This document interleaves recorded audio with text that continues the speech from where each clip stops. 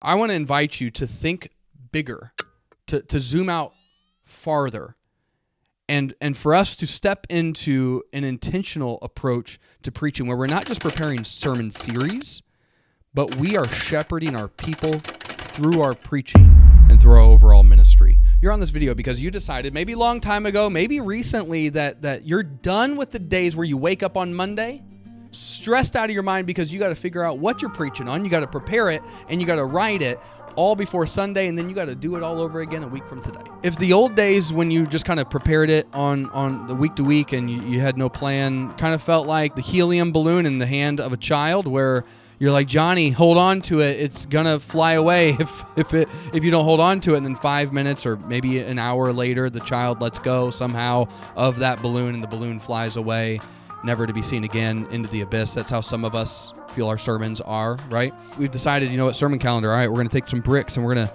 put them together and kind of start laying it out. But oftentimes, without what I'm going to share with you today, we're just laying bricks. We're not actually building something. So I want to invite you to think bigger, to zoom out farther, and for us to step into an intentional approach to preaching where we're not just preparing sermon series, but we are shepherding our people through our preaching and through our overall ministry. We want our preaching to fit into the overall approach and mission and vision that God's given us in our church. And so if that sounds like something that you want to do, you want to build a disciple-making culture and you want your preaching to facilitate that and empower that and uplift that, then you're in the right place. Because today I'm going to share with you, I'm so excited to share with you this brand new framework called the Shepherd's Preaching Pathway. Again, if you're deciding that, I don't want to just build a sermon calendar, but I want a preaching pathway that will facilitate that sermon calendar becoming a tool for gospel advancement in my people, then you're in the right spot. If you find that this video, as we dig into the practicalities of this, if you find that this is really helpful, then I'm going to be doing a live training where we're going to take this framework and we're going to dig deeper. And not only will this today be practical, but we're going to make it applicable next week. I'm going to do a free live training on Monday, October 27th, where we're going to develop a disciple-making preaching plan for 2026. Again, it's fall time. It's the perfect time to do this. So if you are not already on the email list, you don't get the emails from me, Brandon at preachandlead.com, be sure to go to preachandlead.com/guide before then, because I'm going to be sending out invites via email this week. So be sure to jump on preachandlead.com/guide, get your free 10-step guide to writing a sticky sermon. And again, if you like this framework, we're going to be digging even deeper into this. I want to introduce the framework to you today. And then in that live training, we're going to use that framework to start building out a disciple-making preaching plan. Not just a preaching plan that has some interesting and fun sermon series, but we're gonna do it in an even more intentional way together. So again, go right there, preachandlead.com/guide. I'm going to be sending out the invites via email. Would love to have you be a part of that. All right, here we go. Here's the Shepherd's Preaching Pathway. It's built around 3 different sermon types that we as shepherds need to be doing and preaching in order to grow our people into the kind of disciples we want them to be. Because if you want your people to be disciple-making disciples, then we've got to do 3 different things in our preaching. The first type of sermon that we've got to make sure is in our preaching plan for 2026 is what I call gathering sermons. Gathering sermons. This is where the ideal target, the people we're preaching to, are those who are lost. Jesus said, the good shepherd is the one who leaves the 99 to go find the one. So he's the one that goes, and his mission is to seek and to save that which was lost, right? The healthy don't need a doctor, but the sick do. Jesus came out preaching good news to those who are hurting, to those who are without hope, to those who didn't yet meet him, but needed to meet him. So in your preaching schedule, in your preaching plan for 2026, we've got to make sure that we work in gathering sermon series where we identify felt needs. We've got to identify what kind of questions are they asking? And look to what are the questions that are being asked in the culture? What are the questions being asked in my community? What are the struggles that people are dealing with? These are gathering sermon series where we're going to equip our people to not just do this, but we're going to invite them to be inviters, to where we're going to attract people who are searching. Maybe they're spiritually curious. We're going to preach sermon series like Hope for the Hurting, how to find your way back to God. Those who are needing a second chance. We're going to speak directly to those people, and we're going to invite our people to invite those people in their lives to join them. We're eventually going to be doing even more than that. We're not going to just invite them to be inviters, right? We're going to equip them to become disciple makers. But our preaching rhythm needs to include gathering sermon series where we are inviting the lost to find hope, and we're going to be preaching the gospel and inviting them to respond. That is what we are going to be doing. We are going to focus our messages on those who have not yet surrendered to Jesus. So these are people who are going to be asking, can I trust the Bible? Does God really care? Does God really exist? We're going to be answering all those questions. These are sermons that are not for the saved necessarily. It's for the people who are out there who have not yet found hope. And so we want to encourage them to find their one and to go pursue that one. But here's the thing. What some churches do, they only preach gathering messages. And the risk that you find when you are only preaching gathering messages is that you attract people who are interested and curious, but you don't build them into disciples. So we need to move from gathering sermons to the next one. That next one is guiding sermons.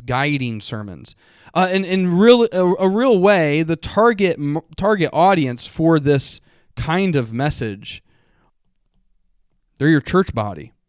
Because what we need to do in guiding sermon series and sermon types is we are going to unite our people, and we are going to encourage them and empower them to live out the mission, to participate in the vision, to live out the values, and to engage in the ministries of the church.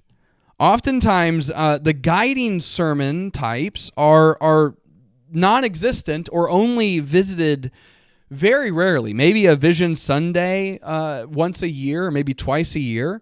But Mike, I'm convinced that more and more churches need to be preaching more and more guiding sermon series and sermon types, because what this does is it creates alignment and unity and direction and helps our people see that their purpose isn't disconnected from the church, but their purpose is also connected to the church, that they are called to be members of the body of Christ, exercising their gifts, and we're guiding our people unified and aligned toward a common direction, which is our vision, living out the mission, and operating within and from our values as they engage, not just in our church, but in our community.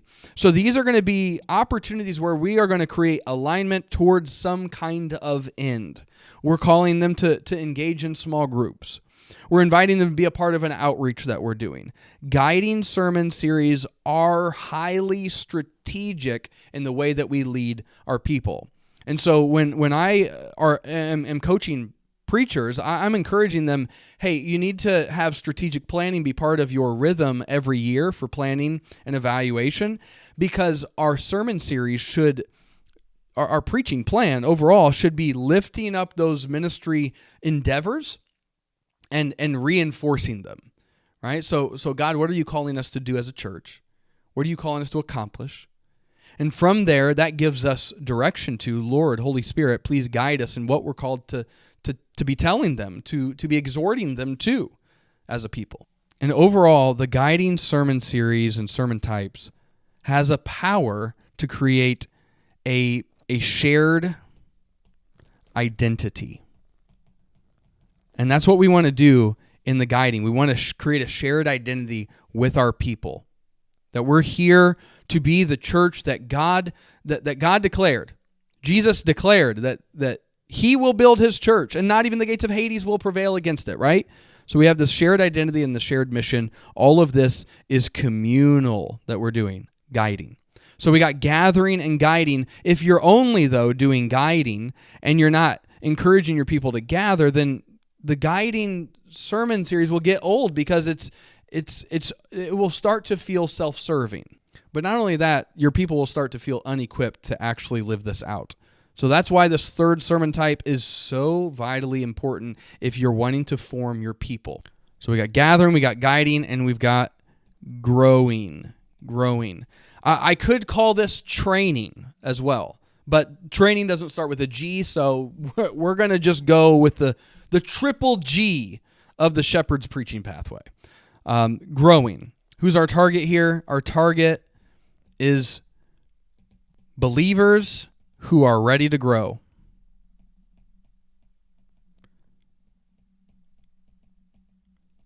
We want to present our people, as Ephesians 4 talks about, right? We're going to equip the saints for the work of ministry so that the man of God can may be complete and mature, lacking nothing. We want to present our people to God as equipped, fully empowered, mature disciples of Jesus who then go out and they take on the role of being a disciple maker.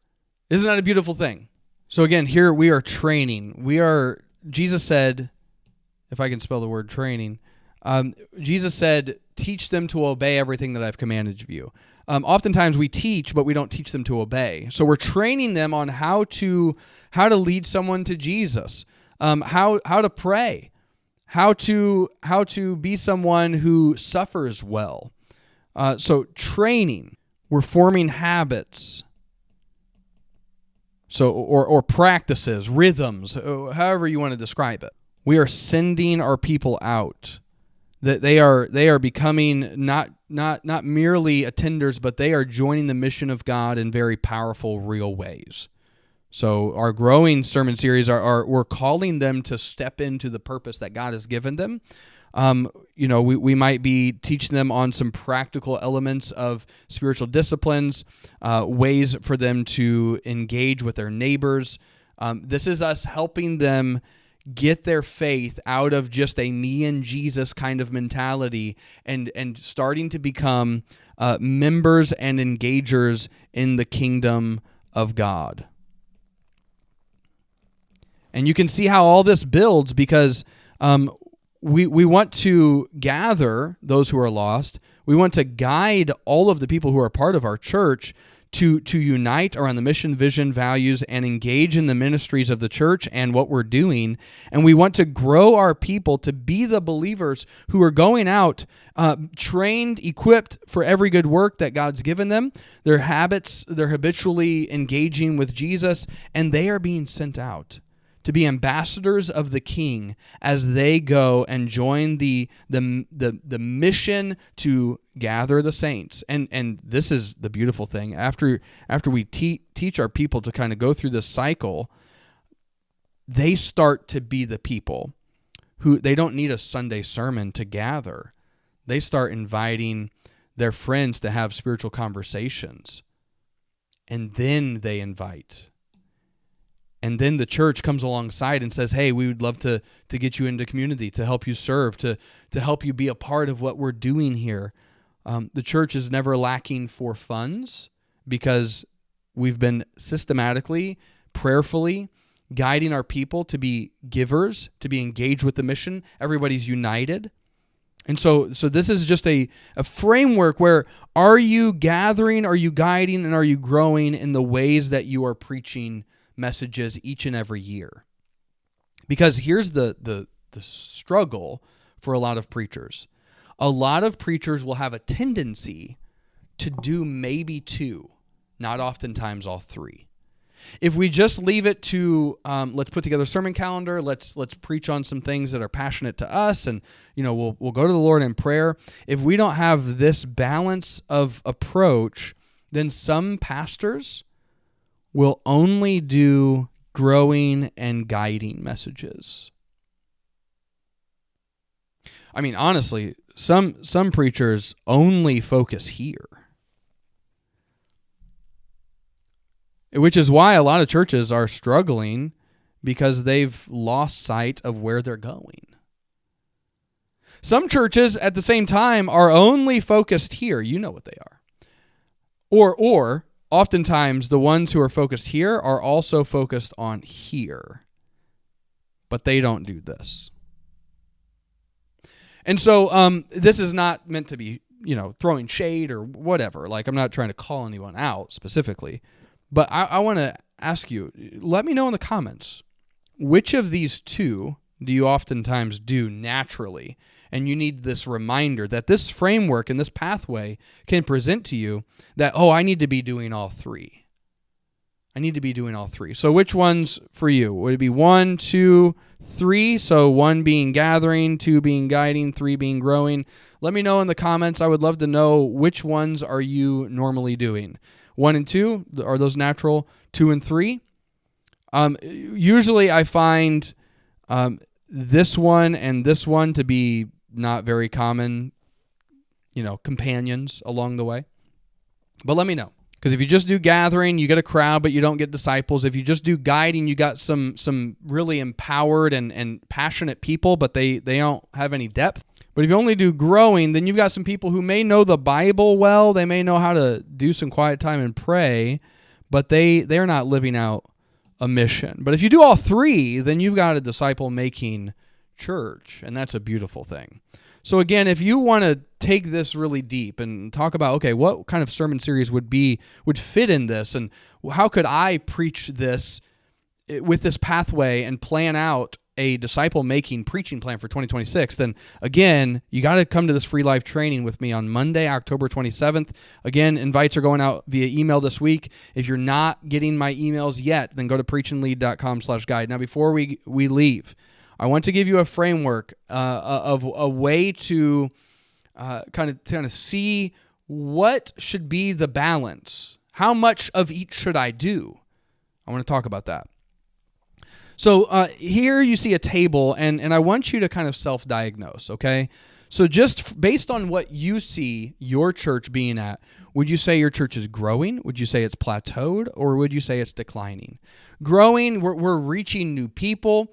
People are inviting their friends and their family, their coworkers. We're seeing people come to faith. We're seeing people being baptized. We're seeing growth happen, not just in attendance, but we're seeing growth happen in our groups and in our other environments. People are serving who didn't used to serve. We're seeing God move in people, okay?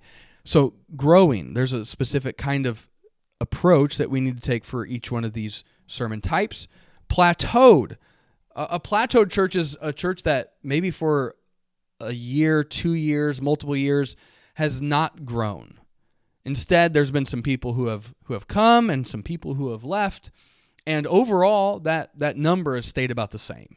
You're bumping up against some kind of barrier that's plateaued, and we're going to talk about what kind of approach they should take. And if you're a church that is declining, that's pretty self-explanatory, right? Year over year, over the long term, you're seeing decline in attendance and people who are engaged in the mission of God through your church. And so you're struggling, right? So growing. If you're a growing church, then my advice to you would be to focus 30% of your messages on gathering, 20% on guiding, and 50% on growing. Here's why. If you're a growing church, then gathering is not really the challenge that you have, but we want to keep doing that. And if you're gathering and you're growing, then you're probably doing a good job already of guiding your people and having them be focused on the larger vision and mission of the church. Obviously, you got to really focus on, okay, are we seeing people serve? Are we really limited on that? Are people giving? Because if there's a lot of no's, like we're really struggling in those areas, but we're growing in attendance, then we might want to ramp this up a bit. But growing is, okay, we're focusing on growing these people up so that they can go and be those disciple-making disciples. So just a quick reference, 30% means 15 to 16 weeks, 20% means about 10 weeks, and 50%, of course, is 26 weeks in a typical year. If you're plateaued, then you're going to start noticing where this starts to kind of vary. Gathering, 30%. Guiding is where I would advise you to really make an increase, because oftentimes churches that are plateaued have lost sight of the mission They've lost sight of why are we here and why are we doing what we're doing? Where are we going? What are our values? And are we really living those out? There's probably some extra effort that needs to be done here to really focus on, are we preaching with vision clarity? That's where I would focus most of my time, as well as growing. So we've got a little bit more balanced here at Plateau, but we really got to focus here. And again, you're the shepherd of this church, you and your team. You modify this how you see fit, but this is where the big difference in my mind needs to be made. If you are pastoring and shepherding a declining church, then we've got to ramp up our gathering focus as well as our guiding focus. These two things need to be the focus of our messages for the most part, with also 30% on growing. Again, we need to get people out of the mindset of this church exists for me, which is where the growing is going to happen. But we need to not just do that. We need to ignite their imagination on what the future could look like as we reach out to more people. Okay, so I would love to hear from you in the comments. Where is your church? So again, are you tending to do gathering, growing, guiding, or which two combo? And then also, is your church more growing, plateaued, or declining? And how do you see this working in your church? So growing, plateaued, declining, where are you at in this? I would love to know in the comments. But hey, the truth is your preaching may be falling flat, not because your sermons aren't good, but because of something deeper, something inside of you that's affecting more than just your preaching, right? And the crazy thing is it has nothing to do with your preaching. So I would encourage you to go right here. If that really resonates, that no matter how good of a sermon you preach, it just seems to fall flat, go right here. If you've been in a rut, a preaching rut, go right here and watch this video. I believe it will be a blessing to your soul. Yeah, that deep. I know. I'll see you there. Peace.